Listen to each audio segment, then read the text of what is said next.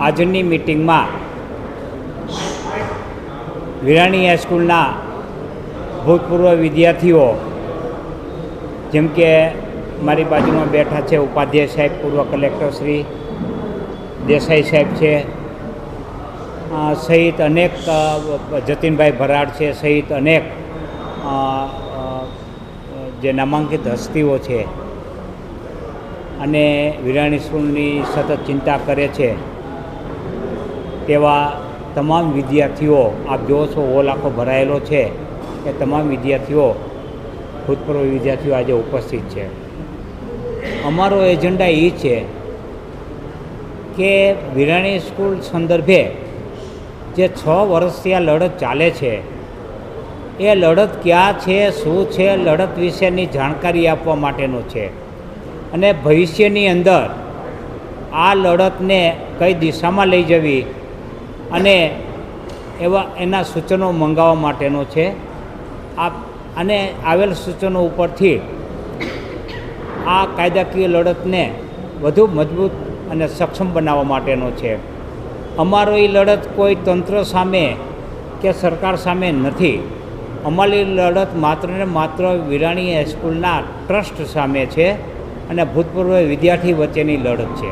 કમિટીની રચના કરવામાં આવેલ છે.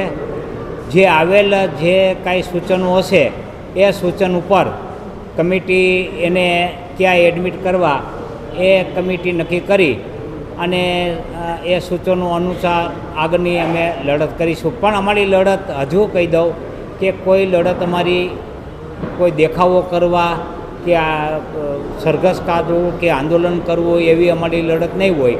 અમારી લડત હશે એ માત્ર ને માત્ર કાયદાકીય લડત હશે. ટ્રસ્ટ એ કરી રહી છે ખોટું અત્યારે કે જે વિરાણી સ્કૂલનું મેદાન છે તેમાં ખાણીપીણીની દુકાનો ઊભી થઈ ગઈ છે, એક આખી મોટી બજાર ઊભી થઈ ગઈ છે.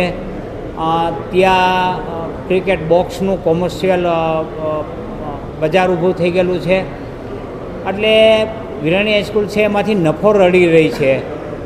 એટલે આ જે મેદાન છે એ રમતવીરોને રમવા માટે મેદાન છે, વિદ્યાર્થીઓને રમવા માટે મેદાન છે, એની બદલે આવક માટેનું કરી નાખ્યું છે. એટલે મૂળભૂત જે શરતે જમીન સરકારે આપેલી છે એ શરત વિરુદ્ધનું કાર્ય કરી અને શરત ભંગ કરી રહ્યું છે ટ્રસ્ટ. એની સામેની અમારી લડત છે. સરકારે પરસોત્તમભાઈ વકીલે ગઈકાલે ગંભીર આક્ષેપ કર્યા છે.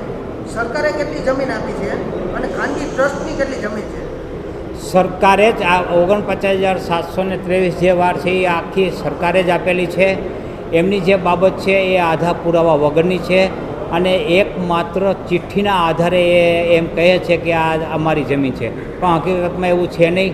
પ્રાંત અધિકારીએ પણ આ બાબતે તેમની વિરુદ્ધમાં ચુકાદો આપ્યો છે અને એમને પણ સરકારી જમીન ઠેરવી દીધેલી છે.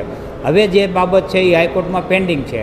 એટલે હાલના તબક્કે એ જમીન સરકારી છે એવું રેકોર્ડ ઉપર છે. સાહેબ, આ લોકોને જે જમીનનું વળતર આવ્યું હતું, જે જમીનનું વળતર એ જો જે તે સમયે પ્રાંત અધિકારી વિરોધમાં હોય, કલેક્ટર જ વિરોધમાં હોય, સ્ટેન્ડિંગ વિરોધમાં હોય, તો વળતર ખાનગી ટ્રસ્ટને શું કામ દીધું, સરકારને શું કામ ન ગયું? વળતર સરકારને પણ મળ્યું છે અને મળ્યું છે સાહેબ. વળતર રેકોર્ડ ઉપરની વાત કરીશ. વળતર સરકારને પણ મળ્યું છે અને વળતર ટ્રસ્ટને પણ મળ્યું છે. કારણ કે ટ્રસ્ટની દિવાલ હતી એ દિવાલ પાડી નાખવામાં આવેલી, નવી દિવાલ બનાવવામાં આવેલી અને સરકારે જે કાંઈ પત્રવ્યવહાર થયો છે એ પત્રવ્યવહારને ધ્યાને લેતા એને વળતર આ રીતે ચૂકવાયેલું છે. એટલે તમામ વળતર એને ચૂકવાયેલું નથી, પણ એ છે એ પત્રવ્યવહાર છે. એ જમીન અંગેના ટાઇટલનો કોઈ હુકમ નથી. આને જમીનના ટાઇટલ ગણી શકાય નહીં પત્રવ્યવહારને. અને ટ્રસ્ટ છે એને આ પત્રવ્યવહારને જમીનના ટાઇટલ ગણે છે. એ જ મતભેદ છે અને એ જ લડતનો એક હિસ્સો છે. એટલે અમે એમ કહીએ છીએ કે અમે ટ્રસ્ટ નહીં, પરંતુ આમાં જે કલેક્ટર, કમિશનર, સ્ટેન્ડિંગ આ બધા જવાબદાર છે ખરા આપના મતે? કારણ કે સંયુક્ત આ લોકોએ વળતર આ લોકોને શું કામ આપ્યું? આ કલેક્ટરની બધા જો આવી રીતે હોય તો ભ્રષ્ટાચાર નહીં તો આના ઉપર કલેક્ટરની એક એવી નોંધ પણ છે કે સારી સંસ્થા છે અને એના જે પારી છે એ બનાવવા માટે અને એને વળતર મળે તો સારું કામ કરી શકે એવી એક પણ નોંધ હાથમાં આવેલી છે. એટલે એ બાબતે એને મોટું મન રાખીને વળતર ચૂકવવું હોય તો વળતર ચૂકવવાથી માલિકી હક પ્રદાન થતા નથી. ક્યારેક ભાડૂત હોય તો એને વળતર ચૂકવવામાં આવે છે. માલિક એક હિસ્સો જમીન માલિકને ચૂકવવામાં આવે, એક ભાડૂતને ચૂકવવામાં આવે છે. તો ભાડૂતને માલિકી હક મળી જતા નથી, એને ભાડૂતી હક જ રહે છે. એવી રીતે આમાં પણ એ ભોગવટેદાર છે તો વળતર ચૂકવવું હોય તો એને એનાથી માલિકી હક મળી જાય છે. એવી જે એમની દાદ છે એ મારી દૃષ્ટિએ યોગ્ય નથી. હવે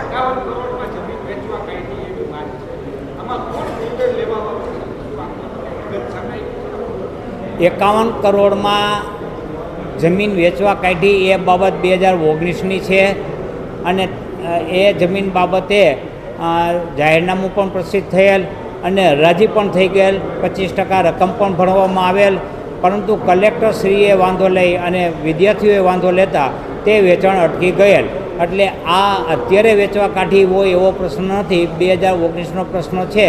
જ્યાંથી લડત મૂળભૂત લડત ચાલુ થઈ એ 2019માં થઈ. આ એ પ્રશ્ન છે.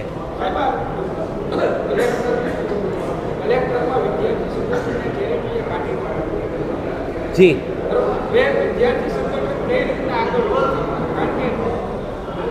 એટલે આમાં ચેરિટી કમિશનર જવાબદાર છે, એની સામે કેમ લડત નહીં? કલેક્ટર ચેરિટી કમિશનર આ લોકોએ ખોબા નાખ્યું એવું લાગે, કારણ કે વળતર તો દોઢ અન્ય જગ્યાએ ગયું છે. કલેક્ટર ચેરિટી કમિશનરે વિદ્યાર્થીઓને એટલા માટે એમની વિરુદ્ધમાં ઓર્ડર કર્યો ત્યારે કે તેઓ હિત ધરાવતા નથી. કારણ કે ટ્રસ્ટમાં જે હિત ધરાવતા હોય તેઓ જ અરજી કરી શકે. અને એ જ રીતે અમો અને કલેક્ટર બંને સાથે અરજી કરી હતી. એમાં કલેક્ટરની અરજી મંજૂર થતાં અને કલેક્ટરની અરજી ગ્રાહ્ય રાખતા અમારે પછી બીજી કોઈ અપીલ કરવાની થતી હતી નહીં. એટલે અમે અપીલ નથી કરી, કારણ કે જે અમારો મૂળભૂત હેતુ હતો એ સિદ્ધ થઈ ગયેલો છે. કલેક્ટરના ઓર્ડરમાં અમારી બાબત સંતોષાઈ ગયેલ હોય એટલે અમે એને ફરીથી અરજી કરી નથી, અપીલ કરી નથી. કારણ કે ન્યાય એ પ્રશ્ન પૂરો થતો હતો વેચાણનો, અને વેચાણનો પ્રશ્ન પૂરો થયા પછી કોઈ અરજી કરવાની જરૂર હતી નહીં. સુપ્રીમ કોર્ટમાં જશો આપ હવે? આપની સમિતિ સુપ્રીમ કોર્ટમાં જશે, હાઈકોર્ટમાં તો સ્ટે છે. હાઈકોર્ટમાં સ્ટે નથી, સ્ટેટસ કો છે, યથાવત પરિસ્થિતિ રાખવાનો છે. આ હુકમ છે એની યથાવત પરિસ્થિતિ રાખવાનો છે, કોઈ સ્ટે નથી. અને હાઈકોર્ટમાં ચાલે છે એટલે સુપ્રીમ કોર્ટમાં જવાનો પ્રશ્ન નથી.